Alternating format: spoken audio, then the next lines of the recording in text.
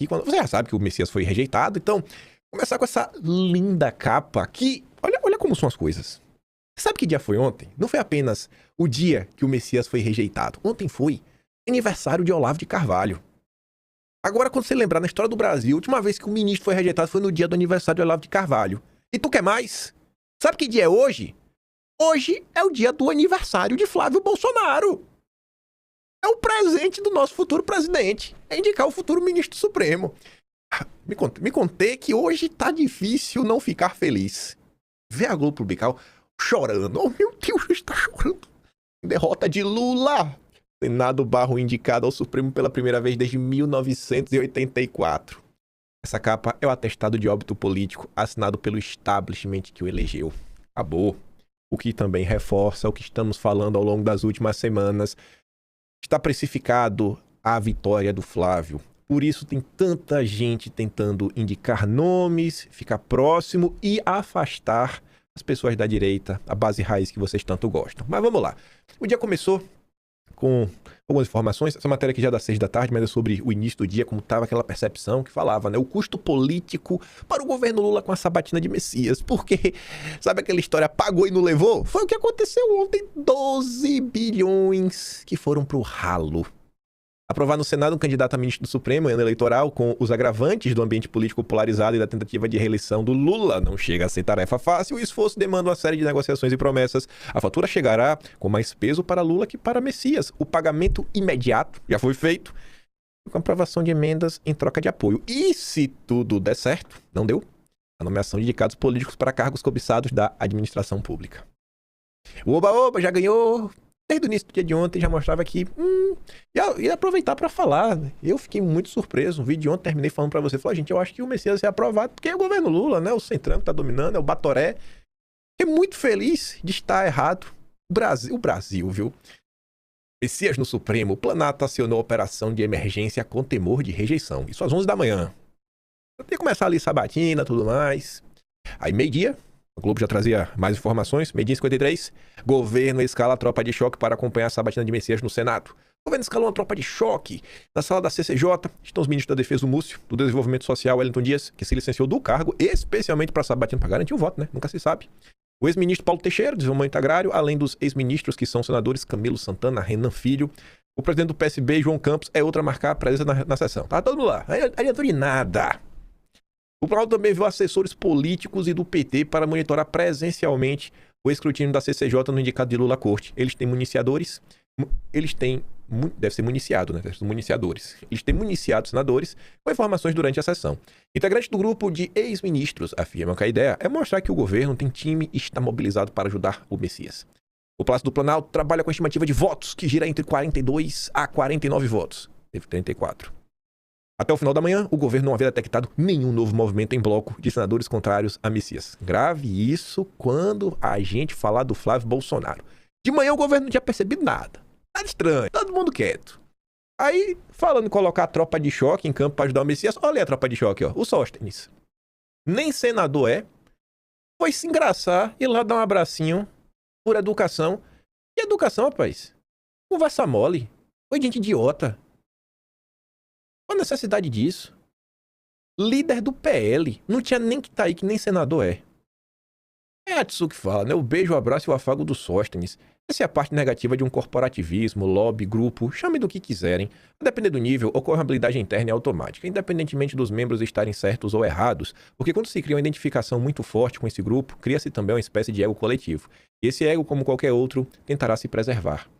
E eu acho que as pessoas que mais criticaram Sóstenes ontem, pasmem, foram os bolsonaristas, né? Os bolsonaristas, que as pessoas acusam de ser gado, estavam criticando ferreamente o líder do PL. Olha só, né? Parece que o gado não segue as ordens que esperava que o gado seguisse. Aí o pessoal até meme fez, né? Maravilhoso aqui esse meme. Vai entrar pra história. Amor em tempos de polarização. Que coisa, viu? Aí, continuando. Teve lá a sabatina, tá? Flávio fez questionamentos. Flávio Bolsonaro cita condenações de 8 de janeiro, oposição, a anistia e a atuação no escândalo do INSS ao questionar o Messias no Senado. Pré-candidato a presidente usou participação em sabatina para criticar o Supremo. Flávio fez tudo isso. A Tsuki até colocou o recorte. Não vou dar play porque não cabe no vídeo de hoje. São 6 minutos a fala do Flávio, mas eu mando para vocês esse recorte no Telegram. Aqui é só pra vocês saberem um resumo, né? Só pra provar. Porque eu podia falar, ó, gente, o Flávio falou isso. Ah, você pode provar? Aqui, ó, já virou até manchete na Globo. Manda lá no Telegram, vocês assistem. 6 minutos, eu recomendo. 6 minutos e 40, eu acho. Aí, tiveram os posicionamentos, obviamente, da Sabatina, mas pra mim o mais importante de todos é o do nosso presidente. Nosso futuro presidente da República. Teve a Sabatina na CCJ, terminou. Foi pra votação secreta, placar 16-11. Eita, passou, né? Sendo aprovado na CCJ, a indicação por vaga ao Supremo será votada em plenário. E foi uma votação bem apertada na CCJ, a priori. Aí, começam algumas informações. E eu acho que essa votação da CCJ foi quando começou a cair a ficha do governo. Aqui o Messias ainda não estava reprovado. Ainda não havia sido rejeitado. 6h19 da noite. Votação de indicação de Messias na CCJ eleva a tensão no governo. Governistas contavam nos bastidores que o Messias teria 18 votos, mas ele só teve 16. O cenário mais apertado acendeu o sinal de alerta no Planalto. A tropa de choque de Lula agora quer descobrir quem foram os traidores. Ih, rapaz. A aposta do governo, que há uma semana era de 48 votos, caiu para 43. O parlamentar petista, então de brincadeira, chegou a dizer bastam 41, porque se 2 traíram, 43 já virou 41. Sinal vermelho. Já estava todo mundo desesperado. Aí, contabilizar os votos. Quem que apareceu para apoiar o Messias? O herói da Revista Oeste, do Constantino, Alessandro Vieira, que todo mundo aí da direita limpinha quis usar para atacar o Flávio Bolsonaro e desidratar o Flávio Bolsonaro. Alessandro Vieira antecipa voto favorável a Messias no Supremo e é elogiado pelo Prerrogativas, aquele grupo de advogados ligados ao Lula, né, que não tem nenhum saber jurídico, é só porque é ligado ao Lula. Ao Senado cabe fazer a aferição dos requisitos constitucionais de notável saber jurídico e reputação ilibada. O Messias, né? O Messias deve ser muito... A história do Messias é a prova da reputação ilibada. E foi exatamente o que o senador fez. Diz o coordenador do grupo. O senador, alvo de pedido de investigação de Dilma Mendes, afirmou que negar a aprovação de AGU seria manobra de narrativa política. É mesmo. Aí os liberais entraram em choque. O senador Alessandro Vieira está achando pouco a perseguição que está sofrendo do Supremo, resolveu votar a favor de mais um para engrossá-la do autoritarismo. Aí o liberal Eli Vieira. Assim como o Estadão tem a versão Rutinha e a versão Raquel, o Alessandro Vieira tem a versão impeachment de ministros e a versão pele das fake news. Foi a segunda que foi lá hoje na CCJ. Aí já aparece alguém para falar que ele não é liberal de verdade, ou vai falar que ele distorceu o Adam Smith, né, que não é bem assim, é tipo aquela versão do distorceu Karl Marx. Já Eduardo, que desde o início... Eduardo é uma miséria, né? Porque Eduardo, ele não entende que ser de direita no Brasil em 2026 é varrer as coisas para debaixo do tapete.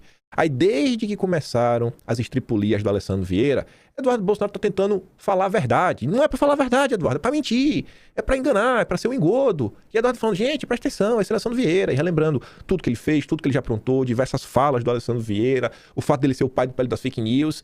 E a turma da direita sem Bolsonaro, não pode falar nada, Eduardo, cala sua boca, é momento de união, o inimigo do meu inimigo... Poxa, o inimigo do meu inimigo parece que é teu inimigo, né? Porque pra quem queria barrar o Messias, olha aí o amigo de vocês. Ah, Eduardo. Espero que os sergipanos se lembrem deste senador em outubro próximo, ou não se lembrem dele. Nem tudo que reluz é ouro. Sob os aplausos dos petistas, eis o voto de Alessandro Vieira. Por isso que em Sergipe eu sou Rodrigo Valadares. Falei que a gente ia falar muito do Flávio na segunda parte, mas também temos que falar do Eduardo, que eu lá na introdução. Tenho que falar bastante do Eduardo. Falar de dominó. Dominó, não a banda. O jogo de... Não, também não é jogo de dominó, não. Vocês vão entender. Aí, são as matérias, né? Aquela última ali é quase na hora que o Messias seria rejeitado. Vou começar até pela de baixo, então, né? Foi logo no início da manhã. Aliado de Messias projetam mais de 50 votos. Flávio aposta em derrota. E aí, quase na hora da rejeição, Messias será aprovado com mais de 45 votos. Já caiu 5, né? Sinal vermelho. Sinal vermelho. E aí, rapaz? Burburinhos, né? Já tinha CCJ, 2 votos a menos. Os votos já começavam a escapar das mãos. Aí veio o Bernardo Melo Franco. O governo vê ação de Alcolumbre contra Messias e teme derrota inédita. Eita. Os principais aliados de Lula contabiliza 39 votos. Ei, diacho. Tem que ter 41. Tá faltando. E agora, Messias? Aí saiu mais notícias para reforçar que o Batoré estava jogando na surdina. Senadores dizem ter recebido o pedido de Batoré para votar contra Messias. O presidente do Senado afirma manter a atuação institucional em relação a Sabatina e critica conversas de corredor. Batoré defendia a indicação de Pacheco e vê derrota do escolhido por Lula como empoderamento do legislativo. Para não restar dúvidas que o Batoré estava com o dedinho, né, com as digitais, a questão do Bessias vai perder por 8. Batoré tem voz vazada e antecipa a derrota de Bessias no Senado. E vocês sabem, né, um bom presidente de casa, Batoré, o Lira também é conhecido por isso, vai conseguir prever as votações, sabe? O cara vai ter X votos porque tá com a planilhinha na mão, sabe como cada um vai votar. E aí chegou a hora derradeira. E como anuncia Malu Gaspar, Senado rejeita indicação de Bessias, impõe derrota histórica a Lula. Foi humilhado. Lula teve o dia dele de Ricardo Salles, perdeu de pé. Não ganhou de 4, perdeu de pé, não foi Salles. Oh, meu Deus do céu. A última vez que casa minha barra de indicação Supremo foi em 1894. Ai, viu? Pior que essa turma que gosta de perder de pé só perde de 4, viu? Reprovação de Bessias. Lula duvidou até o último minuto que a derrota viria. É tipo a direita intergaláctica, né? Que se lança aí candidato. Não, quem vai virar os votos? Aí vai lá 4 votos.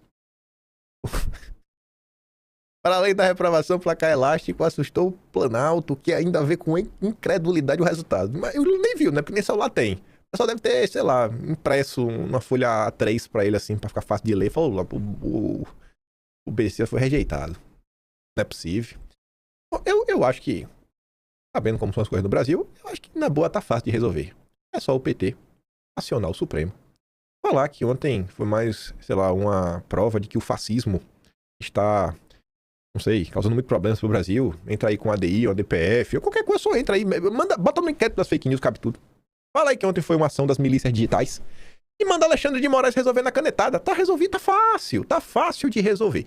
Fala que foi a milícia digital de Bolsonaro, fala que foi o Bolsonaro que rompeu a tornozeleira, fugiu, foi lá no Supremo, ligou o gabinete do ódio e manda Alexandre de Moraes resolver na canetada, como o PT sempre faz. Ou dessa vez não vai dar pra fazer isso? Pra colocar um tempero, né, um granulado no brigadeiro. Ontem, 3 da tarde, Dilma tinha chegado em Brasília pra festa do Bessias. No final, não teve nem festa. Festa na casa do advogado Marcos Meira, ligada a Zé Disseu, foi cancelada. Não tem clima, né, gente? E aí o Mafinha complementa, só um detalhe. O Cláudio Dantas foi o único jornalista que bateu o martelo na rejeição do Bessias dias e dias atrás. 6 dias atrás, no dia 23. Com a entrevista do Rogério Marinho. Parabéns, Cláudio Dantas. 23 de abril, Cláudio Dantas e Rogério Marinho falaram, vai ser rejeitado. E foi. Aí, né? Dentro da derrota, e agora? O que a gente faz? Governistas não detectaram ações discretas e sem vazamentos. Não detectaram. Aí some isso. Aquele final que vai fazer lá na frente, que é daqui, ó. Aquele finalzinho, ó. Onde acho. Até o final da manhã, o governo não havia detectado nenhum novo movimento do bloco contrário a Messias. Ninguém estava conseguindo ver as traições. O que está acontecendo? Enfim, o Pedro Venceslau disse que foi um caos completo. Aconteceu ontem na articulação política. Segundo ele, as lideranças do governo no Congresso não perceberam que Batoré estava se movimentando contra a indicação, ou ao menos deixando que a oposição o fizesse. E ontem foi um dia curioso, rapaz. Já conto. A gente vai chegar na parte boa. O governo Lula mapeia traições em votação sobre Bessias, vê rasteira do MDB, e isso é importante, e prevê exonerações. Essa do MDB é importante. Falaremos disso daqui a pouco. Tá mantendo tudo isso na cabeça. Não conseguiu ver as traições, não conseguiu ver as movimentações, tá suspeitando do MDB. É a Raquel Landim, cravo, que já tava óbvio. Batoré articulou derrota de Bessias e mandou recado ao Supremo e a Lula. A rejeição teve 2 finalidades. Primeira, passar um recado ao Supremo diante dos escândalos do Banco Master. A visão de senadores ouvidos pela coluna, a sociedade brasileira demandava uma resposta do Senado. O parlamento não vai aceitar passivamente a hipertrofia do Supremo e o perfil dos indicados de Lula, que são indicados por serem da confiança do presidente. E a segunda foi enviar um recado ao próprio Lula. E o Batoré tá contrariado com ele. Aí apareceram pessoas para chorar o leite derramado. Primeiro, o Celso de Mello. Chama a rejeição de Messias de infeliz, grave e injustificável. Viu? Tá bom. Injustificável. É porque o Messias tem um super notório saber jurídico. Aí quem que apareceu também? Para reclamar? Mendonça. Respeito a decisão do Senado, mas não posso externar minha opinião. O Brasil perde a oportunidade de ter um grande ministro do Supremo. A oportunidade que tu perdeu, Mendonça, foi de ficar calado. Pelo amor de Deus. Aí tem aquela regra que eu já falei pra vocês. Quando um tweet tem mais comentários do que curtida, pode apostar o seu dinheiro que a pessoa está sendo espancada nos comentários. Tem um comentário leve que foi que teve de Água, porque ele fala assim, ó, toma vergonha, Mendonça. Você não tem que entrar em campanha política, faz o teu trabalho que já tá ótimo. Concordo, em gênero, número e grau, toca aí o caso do Master, traz o título pra gente, a delação gostosinha contra quem precisa ser citado. Um único nome. A delação do Paquito só tem um único nome. Acabou, um único caso, não precisa nem devolver o dinheiro. Capaz do povo brasileiro até pagar um dinheiro pro Paquito, sem ele entregar quem tem que ser entregue. Aí, enquanto o Celso de Mello e o Mendonça ficam tristes, o Estadão celebra. E entra no que a gente comentou no vídeo ontem, que ser antipetista não significa muita coisa, né? Ainda mais hoje em dia. Ser antissistema é um pouco melhor, mas ainda você fica meio assim, né? Lula sofre derrota histórica. O Estadão correu para escrever um editorial e, olha o horário, 9h41. A rejeição foi mais ou menos ali 7h41, foi mais ou menos 7 e pouca da noite. O Estadão, ele só antecipa e publica editoriais assim quando são grandes eventos. Um editorial assim, ele não é escrito nada. Você não escreve um texto desse aqui em 20 minutos. Ninguém escreve. Na minha percepção, o Estadão já tinha 2 editoriais prontos para o dia de ontem. Um para ser publicado caso o Bessias fosse aprovado. E um se ele fosse rejeitado. É que eu